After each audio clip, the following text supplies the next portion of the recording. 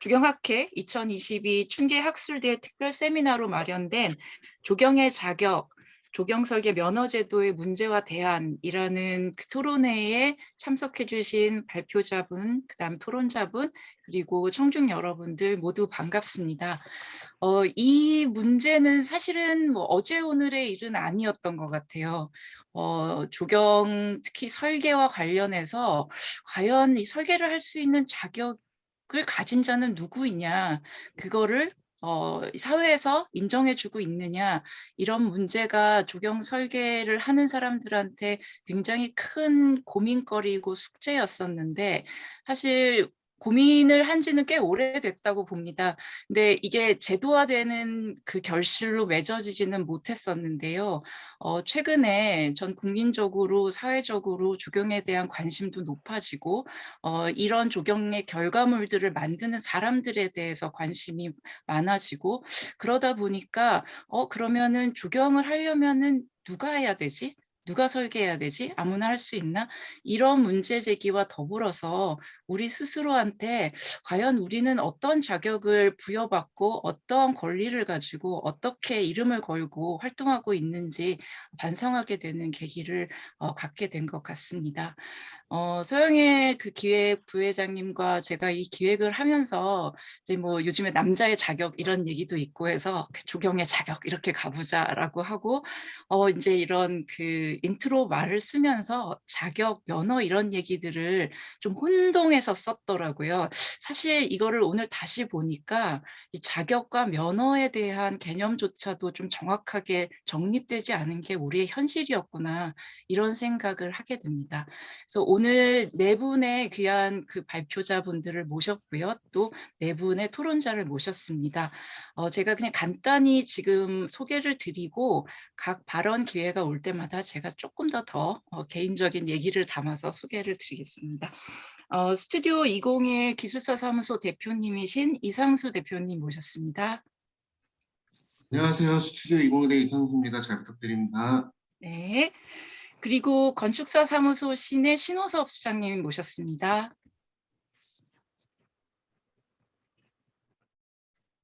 마이크가 안 켜졌어요.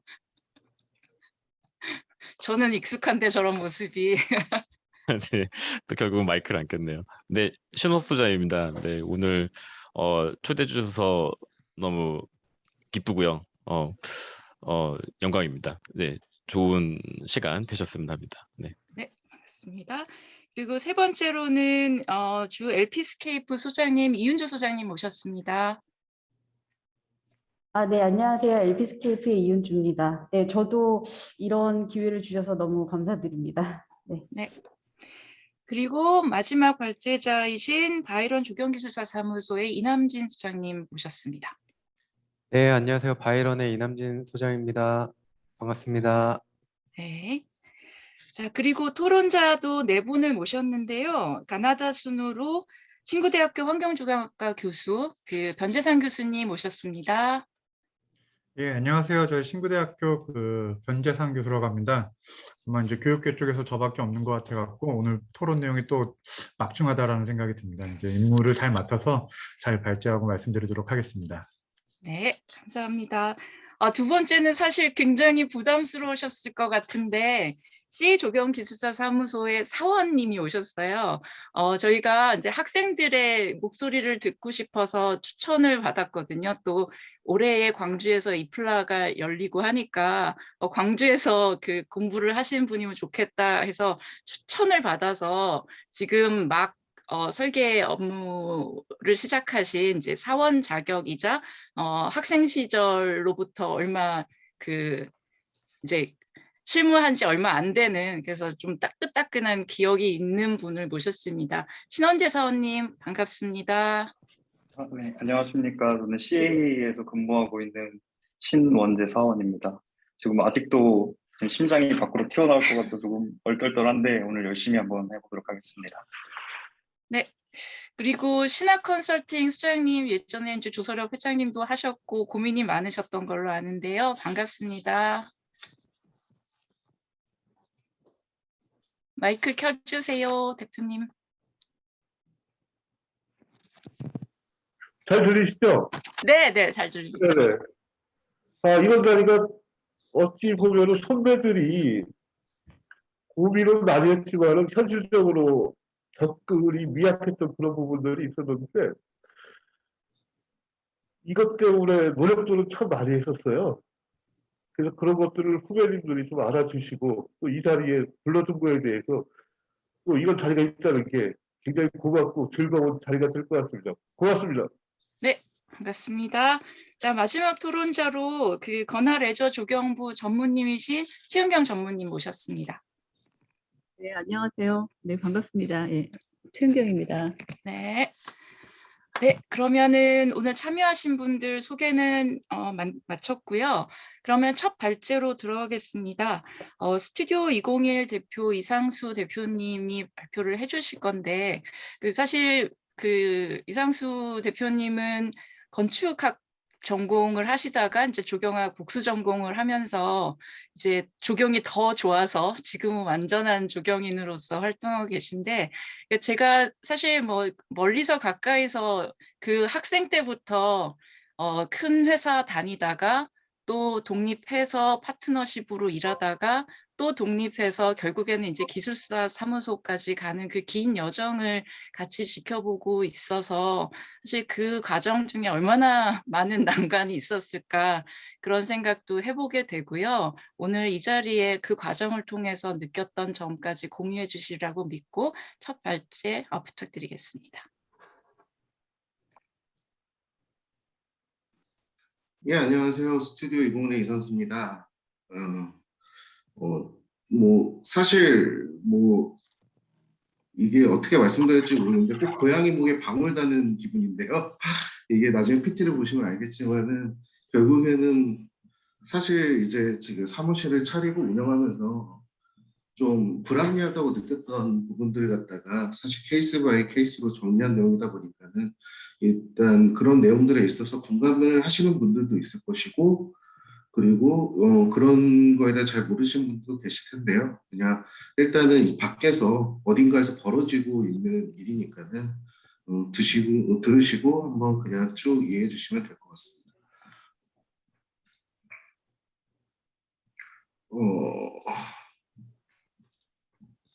화면 보이시나요?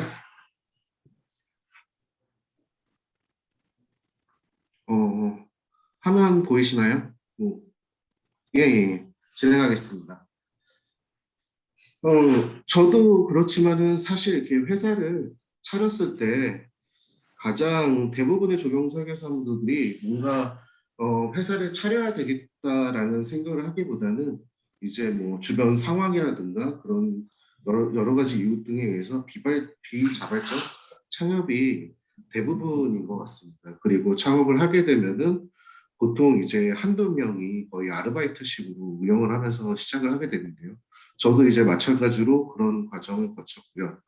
그리고 실제 이제 사무실을 이렇게 운영하다 보면은 아무래도 이제 클라이언트가 없다 보니까는 아무래도 다른 이제 선배 회사라든가 아니면 이제 건축설계사무소 소규모 엔지니어링 업체한테 외주를 받아서 약 알바처럼 운영하는 경우가 좀 시작은 다들 비슷할 것 같다는 생각이 듭니다. 그러다 보니까는 이제 사실 이렇게 매출 자체도 크게 가져가기가 쉽지 않습니다. 그러다 보면은 한 보통 뭐 1억도 못하는 회사도 많지만은 처음에 시작했을 때 1억 내외 정도의 이제 매출을 운영하게 되는데요. 이게 꼭 마치 이제 처음 사업 아닌 사업을 하다 보니까는 이제 실제 이제 운영비에 대한 개념이 없고 근데 이제 운영을 하다 보면은 결국에는 생각보다 비용이 많이 나가고 세금도 많이 나가게 되더라고요. 그러다 보면은 결국에는 이제 거의 회사 다닐 때 가져가는 월급 정도의 수준? 그 정도를 이제 가져가게 되는데요. 근데 이거조차도 다른 이제 건축 설계랑 비교해 봤을 때는 거의 저희 조경 설계가 거의 건축 설계비의 5%, 건축 설계 이렇게 한 5% 정도가 되기 때문에 물론 이제 산술적으로 계산했을 때는 건축이 1억짜리 프로젝트였을 때 조경 같은 경우는 사실상 거의 20개의 프로젝트를 해야 되는 현실적인 어려움이 되게 많습니다. 그리고 뭐 아는 뭐 어떤 A 소장님 같은 경우는 한 100개의 견적을 내서 60개의 프로젝트를 1년 동안 혼자서 뭐 100만 원, 200만 원짜리 그런 프로젝트를 하면서 하셨던 분도 있을 정도로 상당히 쉽지 않고요. 그러다 보니까는 당연히 이제 면허에 대해서는 크게 이제 관심을 가질 수 있는 여유가 되지 못합니다. 그러다가 이제 면허를 갖다가 결국에는 하다 보면은 뭐 대부분 그렇겠지만 다들 이렇게 열심히 일하다 보면은 흔히 개업발처럼 열심히 일하다 보면은 이제 관공서 일도에 소개를 해서 들어오는 경우가 생기거든요. 일을 이제 잘 하다 보면. 그럴 때 이제 면허가 이제 그때 처음으로 이제 문제가 되기는 하는데요. 보통 그렇게 관리를 한다고 하더라도 1년에 할 수 있는 관리의 한계가 있기 때문에 한 두세 건 정도 보통 들어오게 되는데 그랬을 경우에 이제 매출의 큰 비중을 차지하지 않다 보니까는 사실 면허에 있어서 크게 필요는 하지만은 이게 굳이 갖춰야 되는가라는 고민을 조금씩 하기 시작합니다. 그리고 실제 이제 하다 보면은 결국에는 지인이나 어떤 발주처의 소개를 통해서 그 면허를 해결한 부분이 대부분이고 그때는 이제 뭐 수수료라고 얘기하기 좀 애매하긴 하지만은 한 뭐 경우에 따라서 5에서 19% 정도 그 정도를 갖다가 그 계약사한테 원도급사한테 이제 떼주는 경우가 발생을 합니다. 보통 연간 해서 결국에는 한 3천만 원 정도 반발주 갖다가 한다고 하면은 대여료가 한 300만 원 정도? 근데 이제 보통 2단계에서 이제 면허가 필요한데 따야 되는데 면허를 갖춰야 되는데 라고 문제의식을 갖다가 인식하기는 하는데요. 실제적으로 그걸 취득하는 거에 대해서는 이제 굳이 이제 하는 것 자체가 필요한가라는 그런 고민으로 보통 후다닥 1, 2년이 그냥 지나버리게 되는 게 일반적인 것 같습니다. 그래서 이제 면허를 따려고 알아보게 되면은 결국에는 뭐 자연스럽게 알게 되죠. 이제 조경기술사 사무소를 개설하느냐, 엔지니어링 활동 주체로서 지금 이제 엔지니어링 사업자로 이름이 바뀌었지만은 그걸 개설하느냐라고 나가게 되는데요. 보통 이제 기술사무소 같은 경우는 기사를 자격하고 나서 5년의 실무 경험이 있게 되면은 이제 시험 볼 자격이 주어지게 됩니다. 그리고 실제 뭐 개인마다 편차는 있긴 하겠지만은 한 2년 정도 보통 시험을 갖다가 트라이하다 보면은 한 3번, 4번째 시험 때는 이제 대부분 이제 합격을 하시게 되고 물론 이제 2차 시험까지 가면은 그보다 더 길어질 수 있는 상황이 되는 게 현실이고요. 엔지니어링 사업자 같은 경우는 이제 뭐 5명, 그 특급에 이제 1명이랑 뭐 기술 인력 4명을 갖추게 되면은 개설할 수 있었는데 이조차도 이제 재작년인가 이제 완화돼서 현재로서는 이제 3명만 해도 될 수 있는 상황이고요. 보통 이제 기술사 면허를 하고 사무실 개설하는데 이제 비용 또한 한 500만 원가량 그 정도가 이제 소요가 되긴 합니다. 그러니까는 연매출 1억에서 2억 왔다 갔던 회사가 발주 용역을 갖다가 하는데 몇 개 하지 않는데 굳이 이제 비용을 들여서 저 면허를 취득해야 되나라는 그런 이제 저울질 같은 경우가 생기고요. 뭐 보시다시피 기술사무소는 전국에 67개사밖에 없습니다. 생각보다 많이 적더라고요. 그리고 엔지니어링사는 거의 이제 1157개가 통계적으로 나와 있는데요. 이것만 보더라도 이제 보통 이제 스타트업들은 자연스럽게 이제 엔지니어링 활동 주체를 내는 게 가장 일반적인 과정이라고 생각이 듭니다.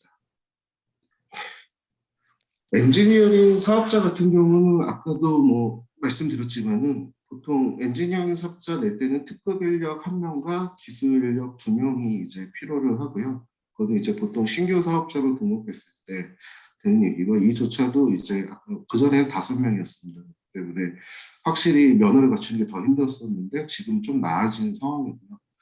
그리고 엔지니어링 사업자가 기존의 도로나 토목 분야에 그 조경팀으로 면허를 냈을 경우에는 고급 1명과 기술 인력 2명이 이제 필요한 상황입니다.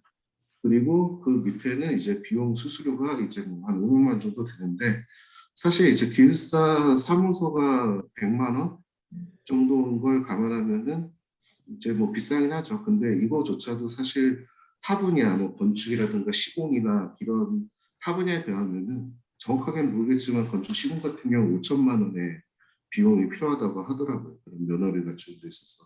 그런 것보다는 상당히 조경은 오히려 더 저렴한 편이 있긴 한데 결국에는 이제 비용하고 기술 인력 한두 명에서 일하면서 직원을 두기 쉽지 않기 때문에 그 직원을 갖다가 확보하는 게 쉽지 않고 그리고 그 매출 구조상 이제 면허 그리고 클라이언트 문제 그런 것 때문에 굳이 이제 고민을 많이 하게 되죠. 사실상 엔지니어링 사업자의 가장 큰 문제점이 있는데요. 이거는 회사 다닐 때는 사실 몰랐던 부분이었던 것 같습니다. 저도 이제 처음에 이제 동업이라는 걸 시작하고 그 면허 문제가 됐을 때 이제 여러 방면으로 이제 알아보긴 했는데 실제 프로젝트, 그러니까 아까 말씀드렸던 그 특급 한 명이 되기 위해서는 그 10년의 실무 경력이 필요한데 실제로 그 10년은 프로젝트 참여 수를 의미합니다. 그래서 뭐 휴일이라든가 이런 것들을 다 제외한 수를 빼면은 그리고 이제 중간에 경력 누락도 생길 수 있고요. 그랬을 경우에 순수 업무일로만 봤을 때는 거의 13년에서 14년 정도의 그 기간이 필요한 상황입니다. 그리고 그 이조차도 이제 저 같은 경우도 이제 뭐 대표님도 계시지만 신화 컨설팅이라는 회사에 다녔을 때는 거기는 이제 엔지니어링 사업자로 되어 있었기 때문에 경력을 100% 인정받았지만은 그 다음에 이제 시토포스라는 이제 기술사 사무로 옮겼을 때는 경력을 이제 60%밖에 인정을 받지 못하는 그러니까는 그 어린 친구들이 사실 경력 관리를 잘하는 얘기를 듣긴 하지만은 그게 이제 뭐가 문제되는지는 사리기 전까지는 이제 모르는 상태로 그냥 쭉 올라가는 게 있습니다. 그러다 보니까는 실제 사무실을 개설했을 때 이제 결국에는 이제 자격증 대여 같은 방법을 통해 가지고 자격증이라보다 뭐 기술력 대여가 맞을 수도 있는데 표현 자체가 그런 방식으로 이제 하는 게 비일비재하게 이제 일어나는 현실이고요. 뭐 지금 같은 경우는 모르겠지만은 뭐 초급 같은 그러니까는 그냥 기술 인력 흔히 기사가 있거나 기사 없더라도 이제 그런 인원들 같은 경우는 뭐 1년에 한 200에서 400 그리고 이제 특급 같은 경우는 거의 뭐 1년에 1,200만 원 정도 그런 걸 여전히 지금 하면서 하는 게 현재 시가라고 말하기는 웃기지만은 뭐 그런 게 이제 있는 게 현실이고요. 그리고 실제적으로 이제 지방일도 막 이렇게 하다 보면 그 정도 영역들 입찰 전문회사 이런 것도 이제 추천을 받은 적도 있어요. 그때는 그런 걸 통해서 일을 받아서 하는 걸 고민해 봤으면 좋겠다는 얘기를 들은 것도 있고요. 당연히 이제 그런 대여 과정에서 전문 브로커도 이제 발생하기도 하고요. 그리고 모 지자체에서는 면허를 가진 업체가 한 4개, 5개밖에 안 되는데 이제 뭐 면허를 갖다가 실제로 한 2개, 3개 더 만들어가지고 한 뭐 5, 뭐 보통 한 업체당 한 3개 정도 이렇게 만들어서 이제 입찰을 하고 결국에는 사람은 똑같은데 회사의 이름만 바뀌는 채로 운영하는 경우가 많더라고요. 그리고 사실 또 자격증 대여 문제에 있어서는 또 전문 분야 등록 문제도 있긴 한데요. 이제 이것도 이제 뭐 추천받았던 방법 중에 하나입니다. 제가 이제 면허증 없었던 시절에 들었던 얘기 중에 하나인데, 지역에 있는 뭐 1군에 있는 엔지니어링 업체 이런 데다가 조경이 없는 그런 업체에다가 면허를 갖다가 해서 이제 면허를 개설하고 그 지역 업체를 통해서 이제 수주를 받는 그런 방식을 이제 권유를 받은 적은 있었는데요. 일단은 뭐 그쪽에 대한 논리는 기본적으로 이제 지역업체 같은 경우, 지방 같은 경우에는 자질구레한 일들이 되게 많은데 그걸 이제 처리해 줄 사람이 없는 게 발주처의 고민 중에 하나고요.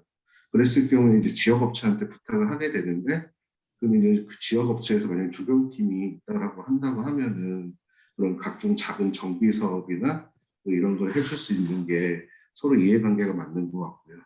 그리고 초기 창업자 같은 경우는 그 지역업체의 4대 보험이라든가 그런 면의 문제를 해결해 주니까는 좋은 거고, 발주처 입장에서는 그 사실 지역 제한이라고 하는 그 문제가 자기네들도 문제가 있다는 걸 알고 있거든요. 아무래도 수준이 낮은 업체가 꾸준히 일을 하면서 지역에 이제 그런 퀄리티를 떨어뜨리는 그런 경우가 있기 때문에 뭐 서울 업체다 이랬을 경우에 그런 것들을 이제 인지하면서도 좀 일을 맡기는 경우가 그렇게 있고, 그러다 보니까는 경우에 따라서는 이제 발주처한테 오히려 그 지역 업체를 갖다가 소개받는 경우도 계약을 위한 그런 상황도 벌어지고 있는 실정입니다. 근데 이런 거 같은 경우에 이제 문제점은 실질적으로 일은 다 했을 경우에 그 회사 직원으로 등록되어 있기 때문에 그런 미수금 사고가 이제 발생하는 경우도 있고요. 아무래도 이제 좀 뭐 뒷돈이라고 해야 되나요? 뭐 캐시 그런 것들도 많이 벌어지고 있는 상황입니다. 그렇게 해서 이제 우여곡절 끝에 면허를 땄는데요. 이것 때문에 모두들 다들 고민이 엄청 많으신 거라는 거 압니다. 그러니까는 저 또한 이것도 이제 고민인 상황인데요. 실제로 면허를 따고 나니까는 또 해결해야 될 문제들이 계속 있더라고요. 근데 그런 것도 이제 추가적으로 플러스 알파의 면허를 더 갖춰야 된다. 그는 조경 설계를 하기 위해서 그런 게 이제 가장 큰 문제가 이제 건설 기술 용역업. 저는 기술 사무사하고 엔지니어 사업자를 낸다고 하더라도 건설 엔지니어링 업에 등록이 되어 있어야만 이제 관리를 계약할 수 있는 상황으로 점점 늘고 있고요. 그리고 자격 조건도 특급 한 명에다 기술 인력 4명. 과거 이제 엔지니어링 활동 주체 냈던 방식과 이제 오히려 이제 동일하게 되어 있고 자본금도 5천만 원 이상 갖춰야 된다는 게 이제 실제 스타트업들한테는 엄청 부담스러운 상황이 되고 있고요. 그리고 그 밑에도 보시면 알겠지만 뭐 자연환경 관리 면허, 자연환경 보존사업 대행자, 산업 디자인 전문회사, 녹지 조경 용어법 관련 부처에 따라서 이제 별도적으로 추가적으로 제시하는 면허가 되게 많기 때문에 이게 설계 디자인은 저희가 직접 다 하는 게 되는데 이제 면허를 갖다가 또 계약하려면은 대여를 해야 되는 빌려야 되는 또 그런 웃지 못할 상황들이 벌어지고 있습니다. 실제 모 공모전 같은 경우에서는 이것도 당연히 다 공원 공모전입니다. 세 개 다 공원 공모전인데 이제 쭉 보시면 아시겠지만은 총 9개의 추가적인 면허를 갖다가 갖춰야 된다라고. 그러니까 사실상 뭐 제한을 두는 거죠. 아예 공모전인데 오픈 컴피티션에서 물론 이제 뭐 팀을 짜서 들어가면 가능하긴 하겠지만은 이제 그런 부분에 있어서도 사실 쉽지 않은 문제고요. 그리고 어떨 경우에 이제 문화공업이라고 해서 산업 디자인 전문회사 이제 그런 걸 요구하는 경우도 있었고, 그나마 산업 디자인 전문에서는 조경업이 등록하기에는 뭐 편한 편이어서 그나마 잘 해결됐었지만은 이제 좀 이해가 안 가는 상황이죠, 사실. 그리고 요즘 건설 엔지니어링 같은 경우는 뭐 서울시 같은 경우는 그나마 괜찮은데 지방 같은 프로젝트는 사실상 거의 100% 요구를 하고 있는 상황이어가지고요. 이거 자체도 되게 좀 애매한 부분이 있습니다. 근데 건설 엔지니어링이 정말 잊지 못할 거는 이게 조경 면허도 어떤 분야가 한정되어 있는 게 아니기 때문에 실제 뭐 저희가 했던 프로젝트에 계약할 때는 전기 업체 건설 엔지니어 용역업 면허를 빌려가지고요. 그 전기 업체를 같이 분담 이행 방식으로 계약을 했는데 통과가 되더라고요. 그러니까 사실 이게 왜 있는지는 이제 잘 모르겠습니다. 저희는 아무래도 건축설계사무소랑 일을 많이 하다 보니까는 이런 부분들이 제일 아쉽더라고요. 그동안 건축설계사무소랑 일을 해서 많이 당상이 됐었는데 딱 보면은 응모 자격이 너무 간결한 거예요. 근데 이제 되게 왜 이 발제를 준비하면서 이게 뭐가 문제인지 진짜 좀 답답한 그런 생각이 들더라고요. 그리고 이제 면허를 갖추긴 했는데 실제적으로 일을 하다 보면은 뭐 가끔씩 건축 설계 소장님들한테 이렇게 질문을 받을 때가 있는데요. 조경 면허가 이제 필요하냐? 그래서 사실상 프로젝트를 진행하면서 도장을 찍어서 납품을 하긴 하지만은 그게 납품을 안 할 때 도장을 안 찍은 적도 있긴 하거든요. 그래서 실질적으로 그거 자체에서 발주처도 크게 개의치 않는 경우가 많더라고요. 그러다 보니까 건축 설계 소장님한테 그런 얘기를 들었을 때는 뭐 되게 얼버무리는 경우가 많게 되더라고요. 근데 옛날에는 이제 뭐 민간일 같은 경우는 민간의 조그만 뭐 건물 오피스텔 뭐 빌라 같은 경우는 보통 기본 설계에서 인허가 도서 갖다 건축이 조경 설계 도면을 보고 이제 적당히 이렇게 카피해가지고 법적 제한만 맞춰서 가고 이제 공사할 때 보면은 엉망이잖아요. 남부 수종이 갑자기 막 돼 있고 엄청 이상한 나무가 관목이 한 줄만 심겨져 있고 이러거든요. 근데 그렇게 해서 시공을 하는데 최근 같은 경우는 이제 관 공사임에도 불구하고 그런 경우가 발생해서 되게 웃지 못할 일이 있었는데 둘 다 이제 하나의 SH 같은 경우는 이제 발주처 담당자가 적용이 있다 보니까는 그런 걸 요구해서 이제 적발이 된 거죠. 그래서 이제 부랴부랴 추후에 계약을 하는 그런 경우였고요. 그리고 B 아래에 있는 사례 같은 경우는 이제 건축 인허가 때 그냥 이렇게 하고 넘어갔는데 똑같이 민간인 하듯이 그렇게 진행을 하려고 했는데 이제 자문위원 옆에 인접한 게 공무원이 있어서 그 자문을 받는 과정에서 이제 설계가 이상한 걸 이제 자문위원분이 아시고 이제 되게 나무라는 의견서를 써주셨더라고요. 설계 똑바로 해라 이런 식의 이제 그런 것들을 갖다가 보고 이제 연락이 온 경우 있는데 건축 설계사무소 얘기는 이게 건축 심의만 받으면 되는 프로젝트였기 때문에 굳이 적용을 끼지 않았다 그렇게 말씀을 하시더라고요. 그때는 생각보다 뭐 저 혼자만 겪은 사례가 이 정도니까 곳곳에서 아마 이런 실태가 많이 벌어지고 있지 않을까 그런 생각이 듭니다.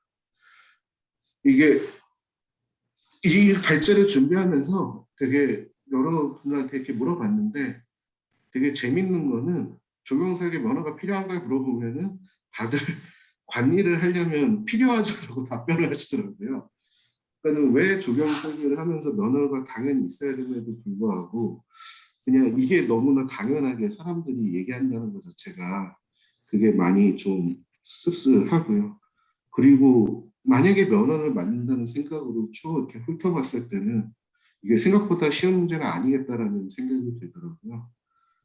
그럼에도 불구하고 이제 만약에 면허가 생긴다고 하면은 좀 그 면허가 가지는 어떤 책임이라든가 권한 뭐 그런 것들이 잘 정리가 좀 돼서 좀 능력을 갖춘 올바른 조경가 여러분들이 좀 대우도 받고 그리고 조경의 가치가 왜곡되지 않도록 그렇게 됐으면 좋겠다는 생각이 드는 게 하나고 그리고 면허를 취득하기 위해서 거쳐야 하는 과정이 좀 잘 정리됐으면 좋겠다. 사실 13년, 14년은 어떻게 보면 의사가 전문이 있다는 것보다 더 긴 기간이 갖다가 필요한 거거든요. 그러니까는 그 과정 자체를 갖다가 좀 잘 개선되는 게 좀 필요하지 않을까. 그런 게 좀, 그리고 잘 통합적으로 관리가 돼가지고 인력 경력에 있어서 그런 것들이 부당하게 대우받지 않도록 하는 게 필요하지 않을까. 그런 게 생각이 드는 게 하나입니다. 그리고 마지막으로는 타면허. 이게 가장 큰 문제일 것 같아요. 엔지니어링 활동 주체라고 하는 엔지니어링 사업자 1167개 그보다 더 큰 조직이 있는데 뭔가 그런 쪽하고도 관계가 잘 돼야 되지 않을까. 그리고 저도 이제 기숙사를 어렵게 따긴 했지만은 비록 67개 회사밖에 없지만 전국에 그런 분야하고도 잘 정리가 되는 게 필요하지 않을까 그렇게 생각이 듭니다. 예, 감사합니다. 네, 감사합니다. 이상수 대표님. 네, 들으면서 제가 막 가슴이 막 약간 저릿저릿했어요. 그 주변에서 정말 처음부터 시작해서 어느 정도 인정받기까지 사실은 아직도 제 주변에 40이 넘었는데 특급이 못 된 전문가들도 많고 정말 설계 잘하는데 정말 어디서도 인정받지 못하는 그 공인된 자격 얻는 게 너무 힘든 경우도 많고 그래서 좀 많은 분들이 공감할 수 있는 스토리를 기반으로 여러 가지 팩트도 정리를 해 주신 것 같습니다. 감사드립니다. 그래서 이상수 선생님이 건축가와 같이 작업 많이 하신다고 했고 또 본인이 건축 전문가라고 봐도 되나요? 그래서 건축도 같이 하셨기 때문에 그런 사례도 많이 들어주셨는데 사실 저희도 학생을 지도하는 입장에서 이제 졸업해서 몇 년 지난 학생들이 가끔 하는 얘기가 있거든요. 이제 같이 학교를 다녔던 친구인데 건축학과 학생들은 건축사가 돼서 이미 뭐 건축사 사무소 준비해요. 근데 저희는 그럴 수가 없어요. 이렇게 얘기를 할 경우에 되게 마음이 아프더라고요. 그래서 건축사 제도가 참 부럽기도 하고 근데 물론 이제 오늘 신원 소장님께서 또 그 안에 다른 얘기들을 해 주실 수는 있겠지만 저희가 조경사 제도를 준비하면서 많이 벤치마킹을 하게 될 것 같습니다.